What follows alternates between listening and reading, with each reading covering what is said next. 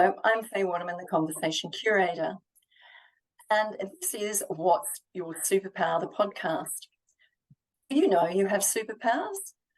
We all have some kind of superpower that is hidden from view. What is a superpower? It's an ability or power that you use all the time that goes beyond your limiting beliefs. Your knowledge, creativity, empathy, or leadership abilities could be seen as your superpower. You need to discover them, and once these superpowers are discovered, we can then develop them further through dedication, practice, and hard work. Okay, now my guest this week is Adam Stanecki, and he's known as the Breath Geek, and we'll talk more about that. He's a certified, how do you say that? Buteyko. There's a certified Buteyko Method instructor and an Oxygen Advantage advanced instructor. He also teaches and practices pranayama. He suffered with severe asthma as a child and taught himself how to breathe through his symptoms. This is where his breath journey began. His journey toward health and wellness has seen him study TCM, massage, fitness, therapy, and multiple breath methods. Adam has always been a cutting edge of wellness practice. He's owned one of Australia's first CrossFit gyms from 2006 to 2015, when no one knew what CrossFit was. He now teaches people the power of breath, an art that has largely been forgotten. Thank you, Adam, and thank you for being on my podcast, What's Your Superpower? Wow, that's a great question to open up with, isn't it? I actually was pondering this a little bit myself, and I think it would be a bit too obvious to say it's got something to do with the breath, because I think it's deeper than that. I think my superpower is making complicated things simple. So making complicated things simple, what do you mean by that? Well, for example, if you think of, I'll link this back to breathing, and it might sort of explain how I ended up becoming the breath geek rather than a therapist or a coach or a mentor. It took me a while moving through all of those phases, owning a gym, being a strength and conditioning coach, being a mentor, being a business coach, being a therapist, all of these different things that in some way have some kind of a thread of helping other people get better at something. Some aspect of their life that they need some assistance in. And every way through that, there are complicated activities. So you think about a gym. In a CrossFit gym, we would teach Olympic weightlifting. It's a very complicated movement. Like pick one of, let's say the snatch. So you're taking a bar from the ground up past the frontal area of your body, above your head, receiving the bar in a strong position, back down in a low squat, and then standing up with the weight above your head. Meanwhile, not dropping it, not ruining and rupturing anything. And there's a lot going on. We've got triple extension, we've got postural requirements, there's breathing requirements, there's every joint you can think of is doing something. How do you teach someone who's never lifted a weight off the ground that?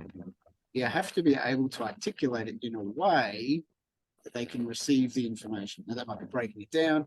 It might be listening to them and learning how they speak so you can use their own language. It might be connecting it to something they already know. Sitting on the toilet, getting up and down off the toilet, for example. Getting into It's good practice for squatting. It's great practice for squatting. You already do it.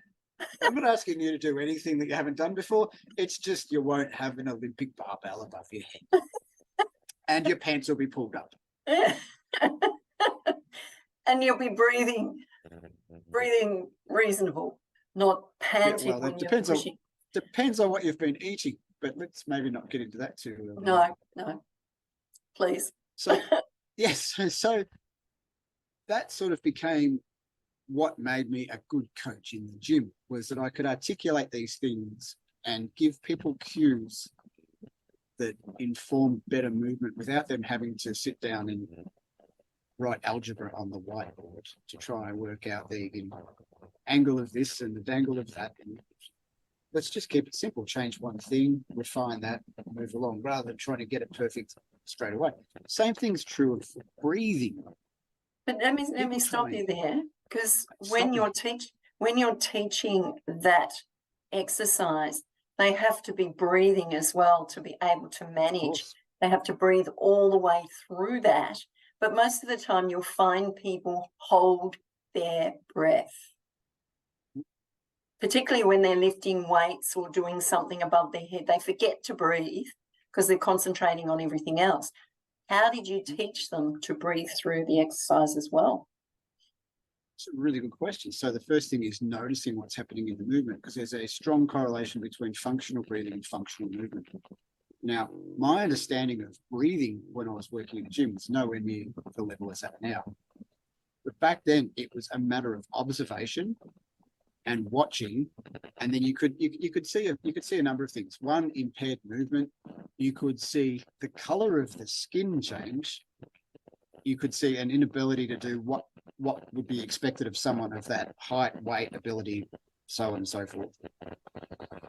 And you could always just come back to watching the breathing, like your basic high-low. Are they breathing high? Are they breathing low? Are they not breathing at all? And you can see when someone holds the breath, like they almost lock everything down. You can see this in an office space, right? When someone's concentrating so hard on the proposal that they've got to get out that they just completely forget, and basically having apneas just at the screen, not while asleep.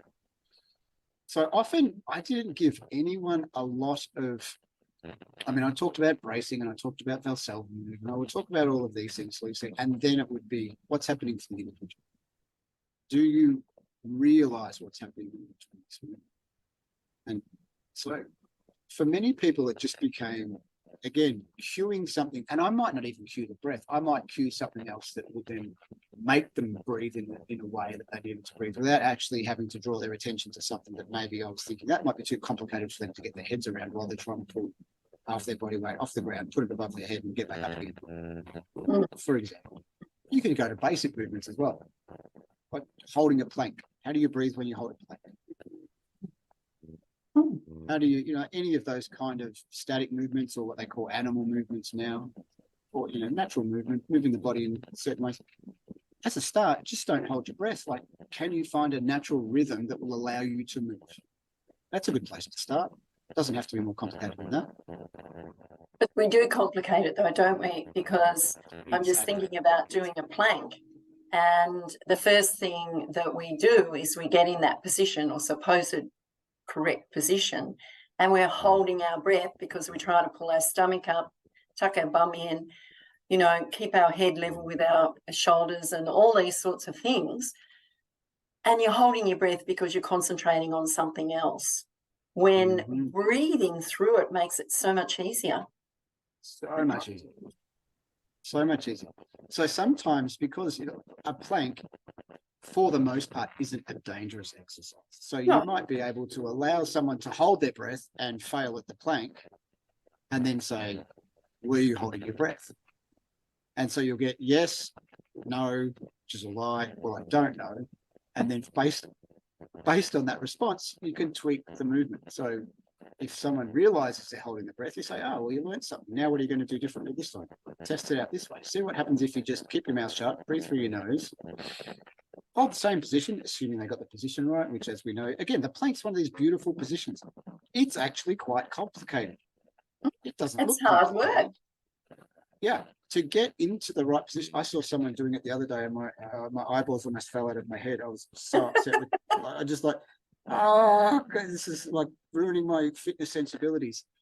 But I didn't say anything. It's not my place. They had the most drooped pelvis I'd ever seen, and all I could just no activation in any. There's no midline stability. Abdominals doing nothing. The pelvis is tilted in the wrong way. It's the core. They didn't have one. Yeah. And it's, I've got to stop. You're not a gym person anymore. Well, you never lose it. It's always there. Oh, gosh, no. My point being that is actually quite a complicated movement, and all you're doing is trying to hold a straight line between your shoulders and your ankles. But in order to do that, there's a lot you need to understand. So how do you simplify that instruction? What's You the have to be simplest way that you can teach someone to do it? You have to be aware of your body, and most people aren't aware of the alignment of their body. They think they're standing straight, or they think, they think they've got their shoulders back and their head up and they haven't got a pokey head and all this sort of stuff. And they're not doing it at all. Exactly. So sometimes it's contextual. How you can make that simple is that you can give it some context. I remember doing the squat with people and I would lie them on the back. So yoga position would be shavasana, which is just lying flat in the back, corpse pose. Your heels are about shoulder width. Your hands are out so your chest is open. And if you're lying there comfortably, you're in a pretty straight line. And so how, then without cueing, how can you achieve that position when you change your orientation? Yeah, so I guess some part of this idea of simplifying things is almost entering the discussion through the back door instead of the front door. So instead of saying the obvious, like it's a squat, your shoulder blades have to be in the right position. I'm not going to bother talking about muscles because we'll probably get excited about it, but everyone else is listening and be like, oh, what's a rhomboid? Let's not worry about that. And then talk about where the pelvis needs to be. Talk about where your knees are, blah, blah, blah. Okay, we've got to have some stability here, but we don't have to be too tense. You just have to be doing enough work. So instead of talking about all these things, lie on your back, but I need to do a plank on my front. Yeah, let's not worry about that for a moment. Lie on your back. Let's get a position. Let's get a place from where to start. A baseline. Lie on your back. Shavasana. Corpse pose. What's that? Lie on your back. Heels shoulder width apart. Nothing's really going on. Your arms are open, so your chest's open. Your palms are facing up. All right, what does that feel like? Yeah, okay. So everything feels like it's like this. Okay. Can you hold that kind of a little bit rigid now, even though you don't have to? Yeah, I can do that. All right. Now, can you do that facing the other way? Let's get on your elbows.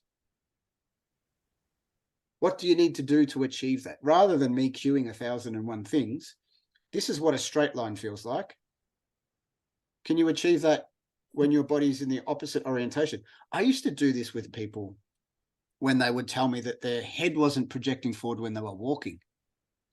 So I would go, rightio. Of course it is. You're all doing it. Why? Because that's the direction you're going in. So I would put them up against a wall, tilt their head, push it against the wall, open up their chest, and I want you to stay in contact with the wall like that just for a couple of minutes.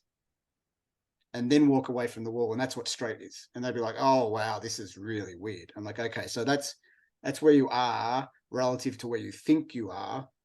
Now you've got some information that you can move along with. And I didn't say, pull your head back, drop your chin down, feel like there's a line pulling your spine up, open your chest, retract your shoulder blades, put enough tension in your abs that you're not going to fall over when you have to turn around the corner. No, just straighten up against the wall. What does that feel like? Can you hold that position? So that's simple.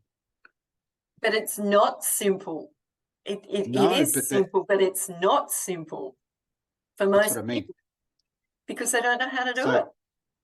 Exactly. But if you can give them a reference point, yes, which is exactly push them up against the wall, bang, bang, bang. This is where you should be, or this is where you could be if you don't want to be prescriptive about it. That's different to what you're feeling. Walk away from the wall, notice the difference. Now you've got data where you are versus where you think you are. You can make the adjustment. I don't have to cue 1,000,001 things unless you say, okay, I'm trying it and this isn't working. Okay, well then let's talk about how you can get the feeling of elongation in your spine or something like that, bit by bit. But they've got a starting point rather than coming to the gym. Okay, day one, overhead squats with half body weight. Coach, I don't think that's a good idea, coach. I mean, I can remember, this is one thing that's fascinating. I had an Olympic marathon runner who came in once. She couldn't jump with both feet up onto a 1-foot box. She couldn't do it. And it was not that she didn't have the physical capacity to do it. She couldn't work out the mechanics of it because she'd never done it before and she had no reference point. It was always one leg in front of the other. Strict coaching. Yeah, very, like all she knew how to do was run. And I was like, she was literally Olympic level. Yeah. And I'm not going to name names. We got to the point where she could do it, but it was just such a mind for her. So, and took me a long time as a coach to try and work out, well, like, what's the movement pattern? Is there a dysfunction here? What's going on? But largely it was just, there was nothing there to build this idea upon. So we were doing step ups on the box, then jump down off the box, and then doing sort of plyometrics, jump down a little bit and then do a little bounce. It was like really baby steps, so that she didn't have this anxiety about jumping up onto a box. Because I think there was a fear that she was just going to fall on her face. Or hurt herself. Yeah. Just exactly. She wouldn't hurt herself. Hurt her ankles or something when she's a runner. Yeah. Yeah. That fear of so all of these other blocks.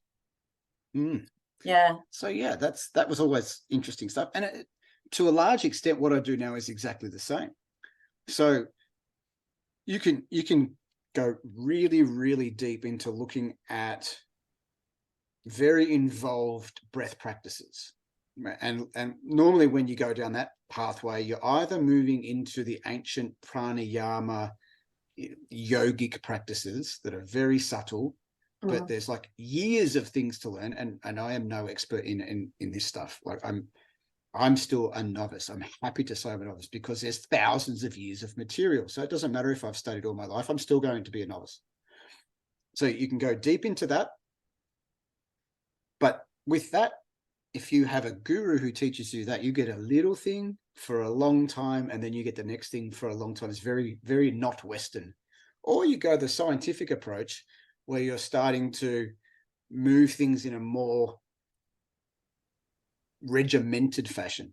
But there's a lot of different things that you can move. How long you hold the breath, when you hold the breath, what activity you do with your holding the breath. Do you hold the breath? How fast do you breathe? How long do you breathe in? How do you hold after you breathe in? How long do you breathe out? Do you hold after you breathe out? How long do you do that for?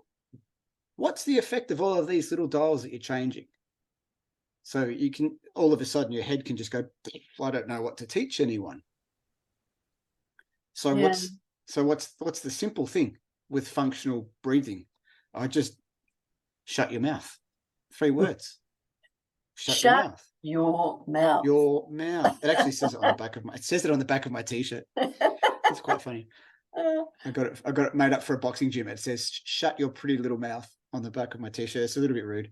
But again, so distilling all of this stuff into something that gives whomever is interested enough to make a change. It's bang for your buck. If you shut your mouth and breathe through your nose, you get a whole bunch of benefits.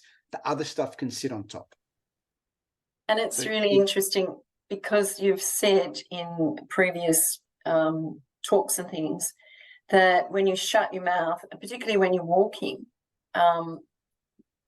breathing through your nose, it's an art, because when you've been used to breathing through your nose and out through your mouth, and then you change that and are constantly thinking, oh, I've got to breathe through my nose, I've got to breathe through my nose, breathe in and out through my nose. Because you've been conditioned to do one thing, it takes a period of time to change that to the right way. But the benefit of that is you can go faster, your focus is better, and you're more alert.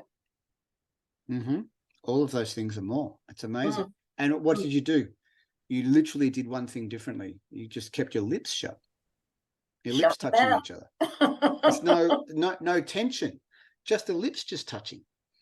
And people are amazed. Like I will have people who come in who are so highly strung, and they'll have breathing dysfunction because they're highly strung. So they breathe like someone who's having a panic attack 24/7.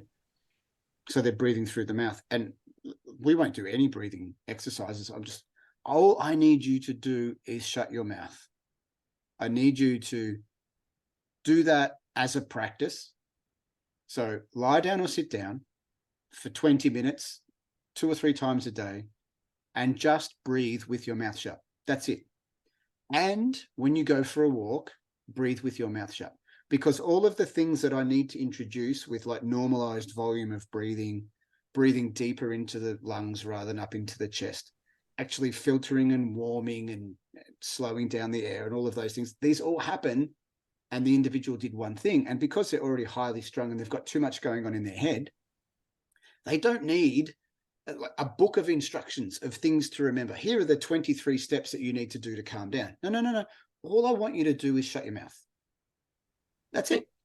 Breathing is a calming mechanism anyway, isn't it? But when you're in a flight mode, if you start breathing, you'll come back to some form of normality. Well, it can go, it shifts state, so you can go in either direction. If you're highly excited, you can use the breath to calm down. Yes. If you're fatigued, you can do an energizing breath to like bring about some energy and switch yourself more into a fight, flight, active state. Of course, you have to pay the piper at some point. So if you do that too many times, you just deplete yourself. But for example, if it got to 4:30 and you've got one more meeting in your day and you're just feeling really tired, instead of having a Red Bull, you can do an energetic breathing exercise, moving your arms about, breathing in a certain way to give you enough energy and focus and concentration to do that. But you just have to be aware that afterwards you might need to recover your breathing in a certain way and give yourself some space and time, because you've kind of overclocked. Yeah. You don't want to do that too many times. But everyone knows what it looks like when someone's scared, when someone is anxious or stressed out or overwhelmed. You know what it looks like for that person in terms of their breathing. Everyone knows it. I've never had anyone say, I don't know what you're talking about. And you could contrast that to the yogi sitting on a rock in the Himalaya, chilled out, right? You know what calm breathing looks like. Very it's calm. Pretty obvious. It's, that's very calm breathing. But I'm using it because it is a stark, it's at the end of the spectrum of breathing, right? Opposite ends. So if you know that this is agitated breathing, when you're breathing high and fast and erratic and through your mouth, and you know that calm, slow, deep nasal breathing is calming, relaxing, soothing, well, which one do you want to do and for which purpose? Because you can change your nervous system and your perception of your experience by shifting your breath. That's what's beautiful about it. Don't have to do any other process. And if you're feeling a little bit lightheaded, all you have to do is breathe to get more oxygen through the body into the brain. Again, and just don't over breathe, because what's really interesting, and here's one of the things this seems counterintuitive. Often when you're lightheaded, it's not because you aren't breathing in enough oxygen. It's that the oxygen that you are breathing in isn't flowing around your body. And part of the equation there, and it's not the whole thing, but part of it is when you breathe too much, you breathe off a lot of carbon dioxide. And the carbon dioxide is actually a vasodilator, so it opens up the blood vessels. It also helps maintain pH in the blood. And it also helps the hemoglobin release the oxygen into the tissues. So if you breathe off too much carbon dioxide, the oxygen that you've breathed in doesn't get into your brain. But your body does this thing that says, breathe some more because there's not enough oxygen in my brain. And you actually go down the wrong pathway. So again, the solution's the same. You close your mouth. And it's interesting though, when we had to wear masks, how much were we breathing in? It's terrible. Ridiculous. And the nurses and the doctors and everybody in the hospitals and those sorts of places that are still wearing masks. It's crazy stuff. What are they breathing in? It's interesting. Well, see, the interesting thing is you can use masks and things like that to affect a change in your breathing, but wearing it acutely is one thing. Wearing it constantly and chronically, I would say, is kind of maybe the more correct term. It's not good, because you are breathing in what you've just breathed out. And now, not only that, because this is the hilarious things about these masks, they don't actually stop the stuff coming in the first place. Like, we all know that. It's an open secret. They don't do what they're supposed to do. Like those blue masks, the blue masks are to stop spittle, like the obvious exchange of bodily fluids, orally, nasally. Perfectly good at that. Single use, thanks for coming. They're not to stop bacteria and viruses. And what they've what they found in schools was kids were getting tired because of how they were breathing. Like they Yeah. just weren't oxygenating enough. What am I doing? I'm wearing a mask inside, which has already got terrible air anyway, because most of those schoolrooms don't have windows open and they've got air conditioning, which is stripped of all nutrients. And then you've got a mask on. So again, and that's a simple thing. Like everyone's talking about how complicated that whole dilemma was. That wasn't a complicated dilemma. Not that little bit. Some of the other parts were, but there's still opportunities to simplify these things. Is the mask working? Yes or no? No, don't wear it. Simple. But we have all of this other stuff wrapped around it. And it becomes a complicated discussion about he said, she said, and blah, blah, blah, blah. They did and they didn't. And yeah, and it was all BS. Sorry, Yeah, I have to say that. Well, it just wasn't based on a solid foundation. The hilarious thing that I find is people who are waxing lyrical about, like, you're a bad person because you're not wearing a mask, were citing science, but they were citing some version of science that wasn't scientific. It's hilarious to me. Hilarious. Oh, there was so much of that going on, but we're not going to go there because No. But I find it fascinating. And I'm not pointing fingers. Like, everyone did the best that they could do, maybe except for the people that were making bazillions of dollars. Yes. But, most people were, they got an amount of information. They made decisions based on that information. It's just faulty information. But again, we get back to the topic of our conversation. It was pretty easy if you took a moment just to see what was simple and what wasn't simple, and make decisions for yourself. The same is true with every other aspect of health, wellness, and performance. You don't have to make it complicated. Like, what's the one thing that you can shift right now? Don't shift it all. Shift one thing.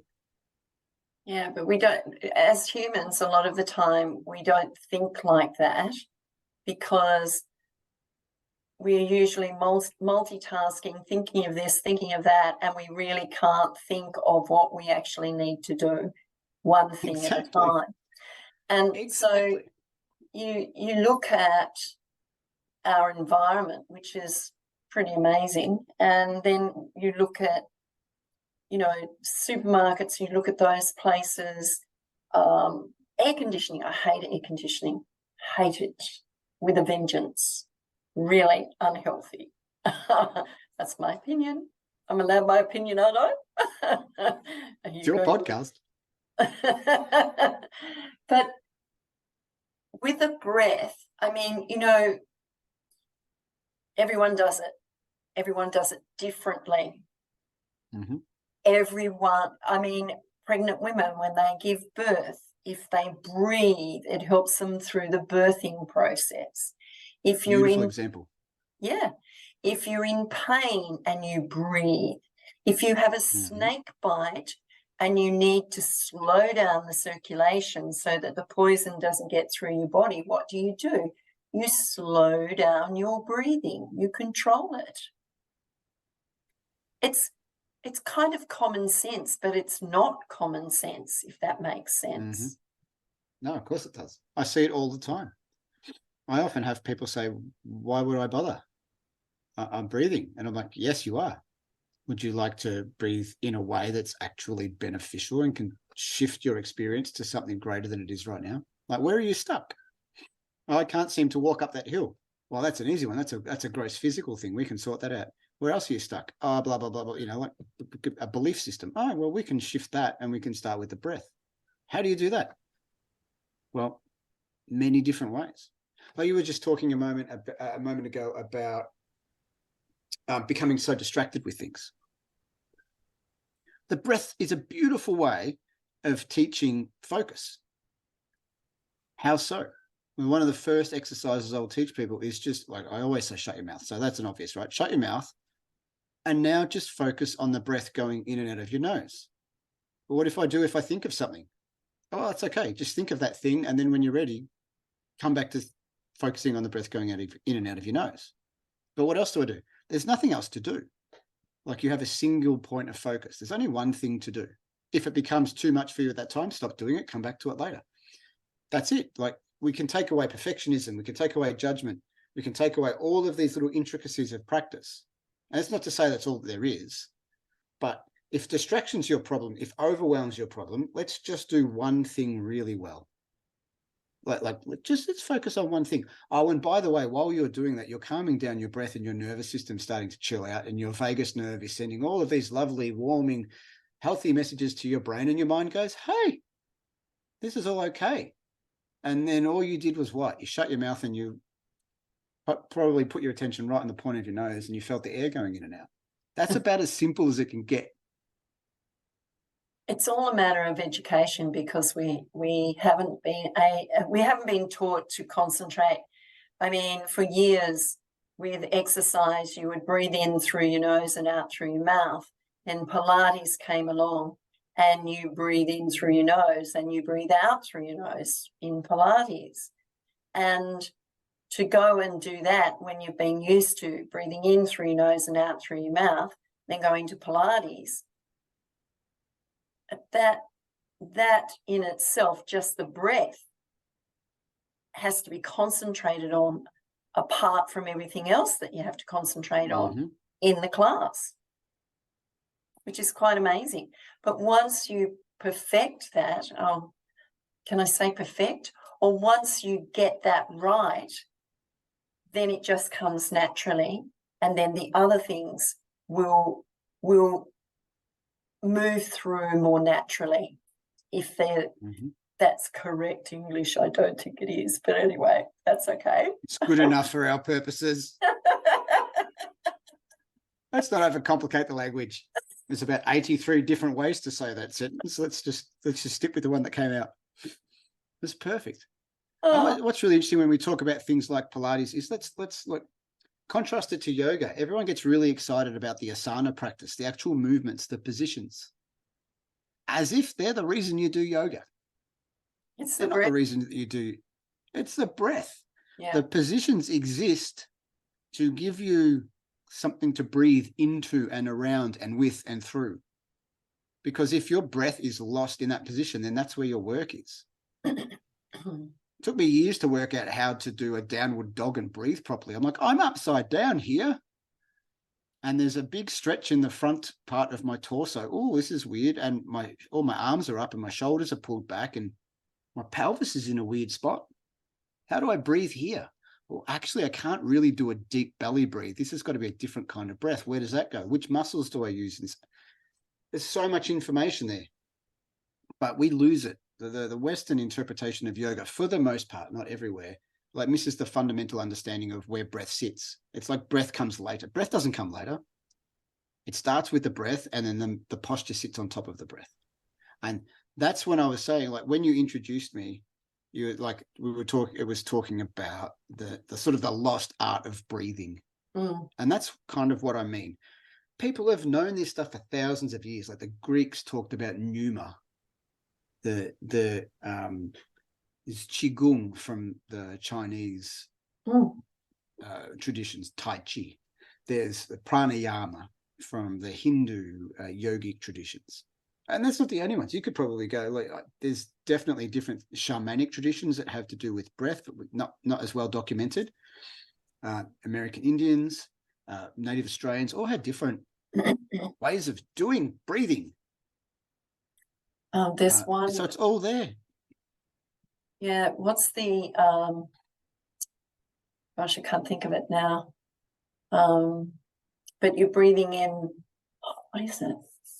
I'll think of it. Anyway, but I mean, it's something that we take for granted as humans. We breathe. Absolutely.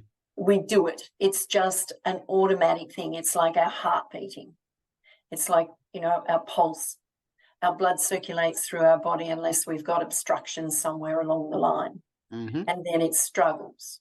And then our breath and the air getting to our brain makes you tired. If you're not breathing properly, you get tired quickly or quicker than what you normally would.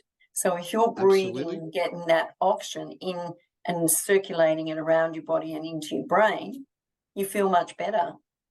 But most of the time we shallow breathe. We breathe from here to here.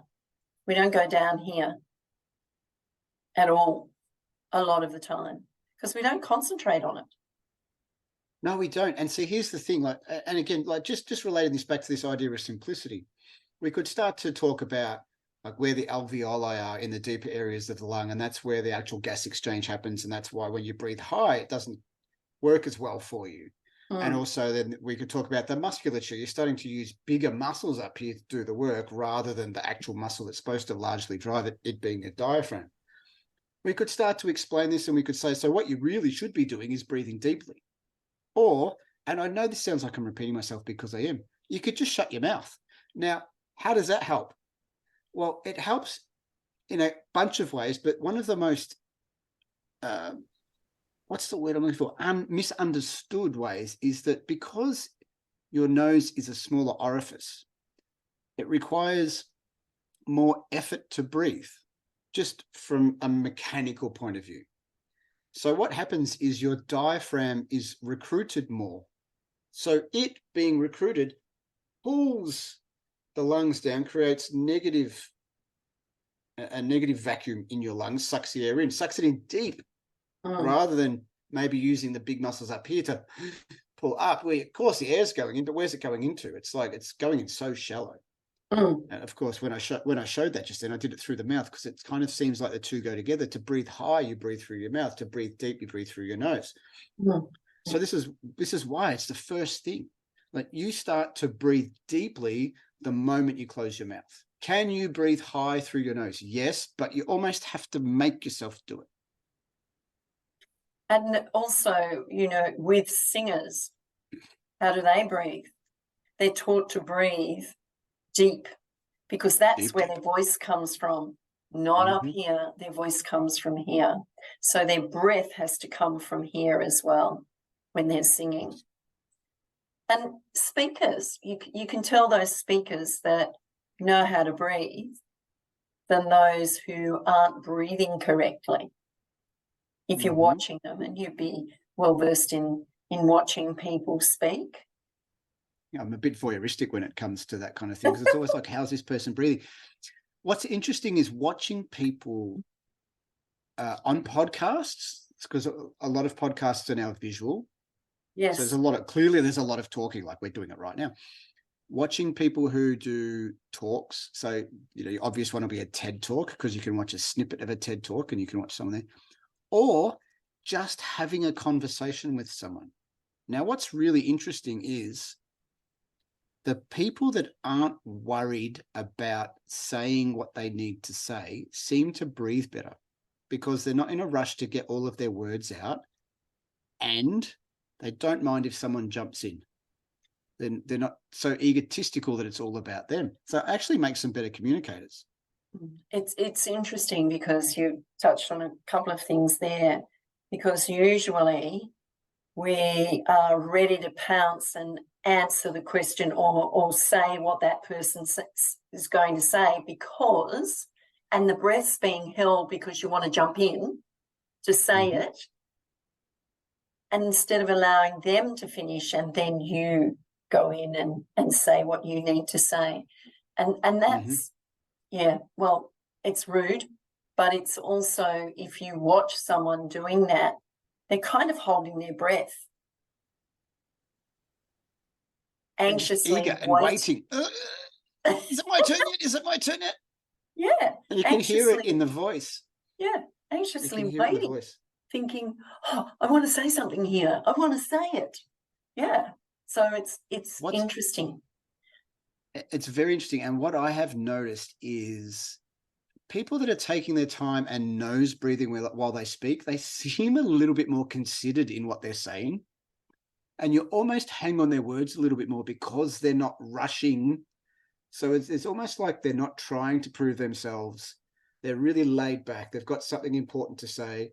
And if you're patient enough, it'll happen in its own time. So you almost, as the listener, you have to earn it a little bit. It's not going to come out in a 30-second blah. You're not just vomiting words out.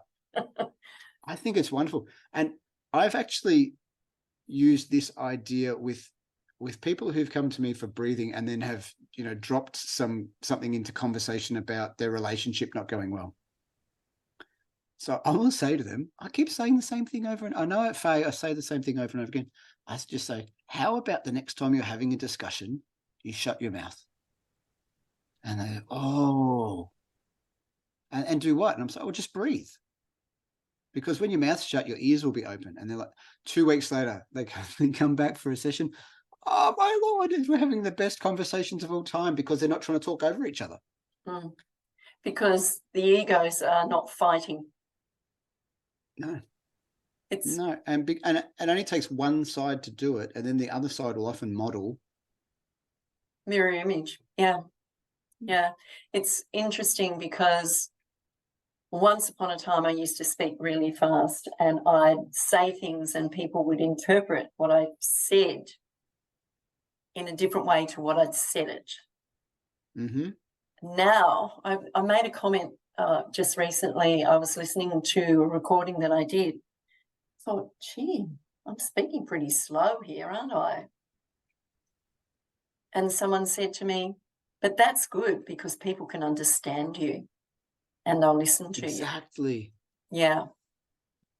So I'm very, since I've met you, I'm very conscious about how I breathe now.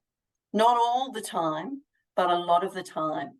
And it's really interesting to see sometimes, you know, because I get up really early and I can have a bit of a slump in the afternoon. But if I'm breathing properly, I'm fine. And drink water. Helps. It does. It does. It's quite interesting. Tell me about one of the hardest clients that you've worked with. One that's really not got the concept and is really struggling with it. Have you had any? Oh, heaps. And it's people who think they know better or they're not ready for the information. That's okay. So I'll give you one example. The best example is my mum, because she's my mum. So there's that dynamic to work through. About 9 months ago, they visited. She was post-viral. I don't think it was COVID because it just behaved in a non-COVID fashion. But she's had pneumonia. She's had bronchitis. She's had asthma as a child. Her lungs are the strongest lungs. So I said, is it now time for you to do some work with me? And she said, yes. And we had to get over her psychological understanding of what was going on with her breath, break through the belief structures of what she can and can't do with her breathing. So the way that worked for us was I gave her the education and the exercises. She went home before she'd learned everything, and it was just tested in your own time. There's no pressure from me. You put in the work that you want to put in, and you'll get the result that you want to get. And eventually, as she started moving more into the work, I'd give her a little bit more. And then what started coming back were not complaints about how hard it was, were revelations about how well she was breathing. So it's sort of like cracking the egg at the start to make the omelet. Yeah. So she's not my hardest client, but it's just a great example because she didn't want to listen because she just wanted to be able to breathe better. She just wanted to not have the problem. An easy fix. Well, I don't think she wanted an easy fix, but I think it was more trying to get her head around the idea that she had to breathe to get better at breathing. But we breathe. And yeah, but I'm already breathing. How do you get better at breathing when you're breathing already? You got to practice. The same as walking. Anyone who's ever worked in a gym will, again, voyeuristic. You watch people walking down the street. You look at physical movement. You look at human movement. You look at what's going on.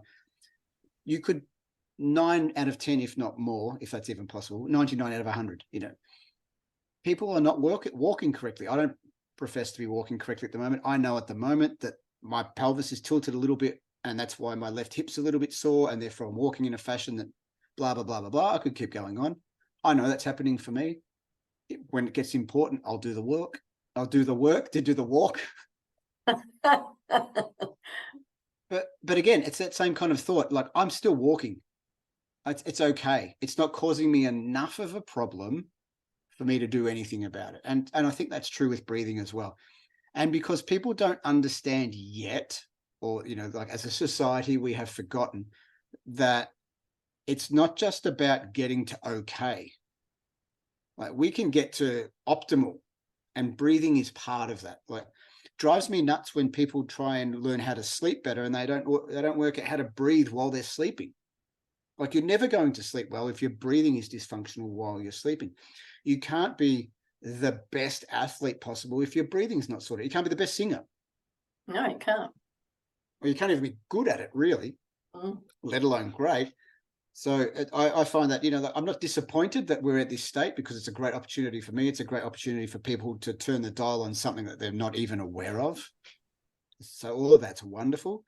But it does speak to you to, like, we're used to something, and then we have to be prepared to be curious, and then to investigate, and then to put in the work to shift. And that's what I'm all about. And we have to be prepared. And that's kind of all around education, isn't it? It's educating people. Do you do group education? Do you do? You do? Yeah, all of the above. So I work one-on-one and I work in groups. Right. I really enjoy one-on-one because I can get into the nitty-gritty, the subtlety. Now, I know I've talked about simplicity a lot, but at a certain point, we start to work subtly. Yeah. And it's like profound changes that come about with small input differences. Well, you've got to do the work first. It's kind of like a curve. If you don't do the work, results. Nothing happens. Oh, that's exactly right. You've got to take the action, but also understand what you're doing and why you're doing, and the benefits of what you're going to get out of it at the end too. So it is an education there to be able to understand, okay, I'm going to feel better, I'm going to sleep better, I'm going to work better, I'm going to be more focused, I'm going to be happier because my body's functioning better. There's so many things to consider when you're talking about breath.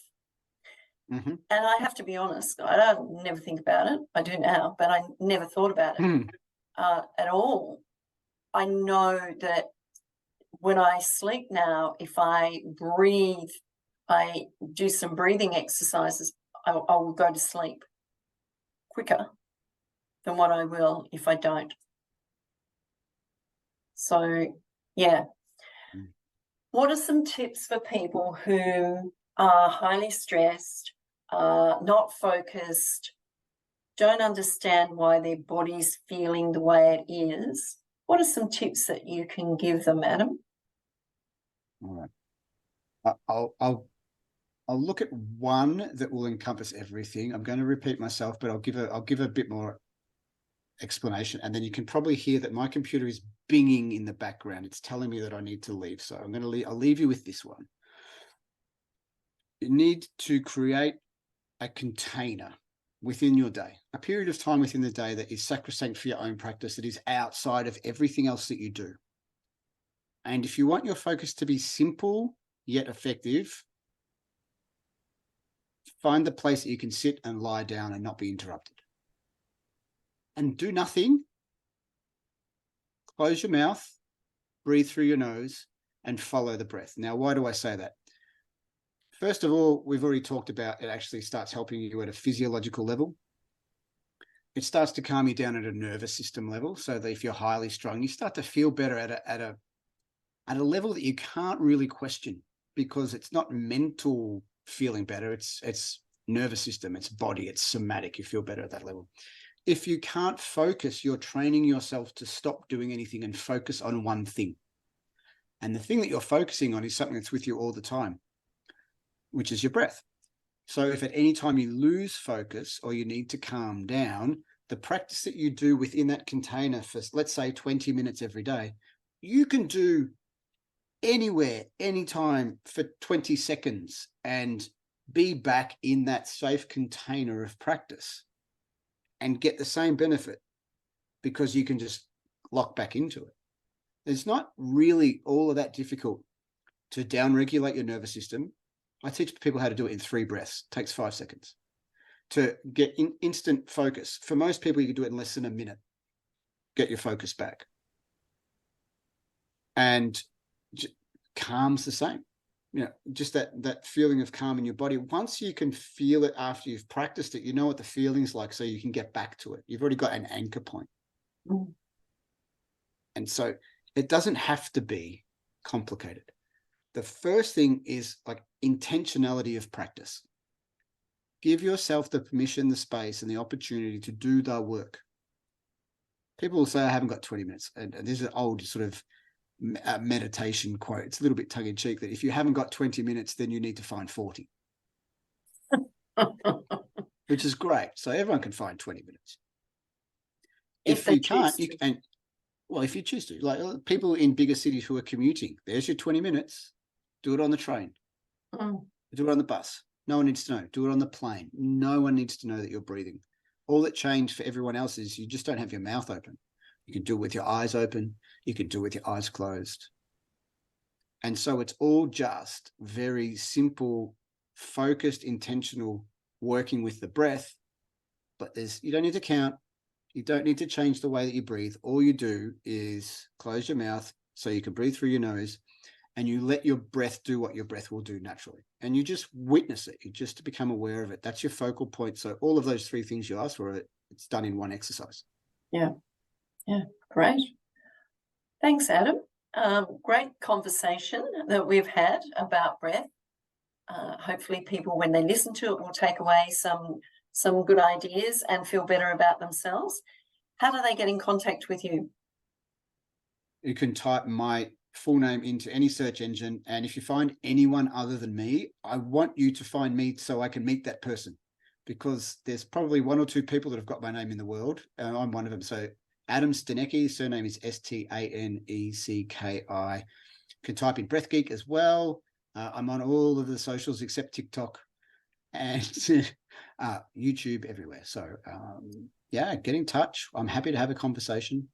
I'm about the place. Good. Excellent. Thank you. Thank you for your time. I'm Fanny Waterman, the conversation curator. This has been What's Your Superpower, the podcast. And I'll be back next time with another guest. If you want to be on the show, connect with me and we can talk about what your superpowers are. Adam's superpower is breath and teaching you how to use it. So connect with him, have a conversation, and learn how to feel better, more focused, and more energized.